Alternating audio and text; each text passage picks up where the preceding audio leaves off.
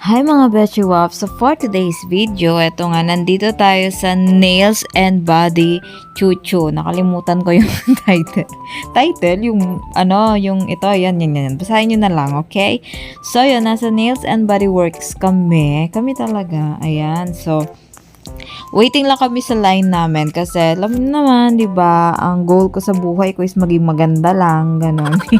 After namin diyan is pumunta kami dito sa may buffet. Sa top lang din 'to ng Nails and Body Works. Kaso ang problema mga beshiwap, hindi namin siya tinry kasi parang dry na yung mga foods nila. Pero okay naman siguro doon. Kasi nasabi rin ng tita ko before, masarap din naman daw doon. So yun, dito na lang kami ni Mahali sa may House of Chicken. Best House of Chicken dito sa may tabi ng La Verdad. So, ayun, kumain lang kami dyan. Umorder kami ng chicken and rice. And iba-ibang flavor yung in-order namin ni Mahali para matikman naman namin lahat. So, lahat naman ng chicken nila dito, masarap ang flavor.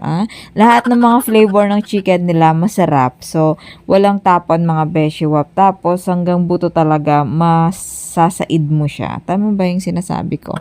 So, yun mga beshiwap. So, thank you for watching. Please subscribe my YouTube channel, Kiris Vlogs, TikTok Kiris Vlogs, FB page Kiris Vlogs. Yun lamang po.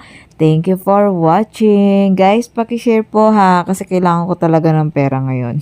Charis. Thank you po. Bye.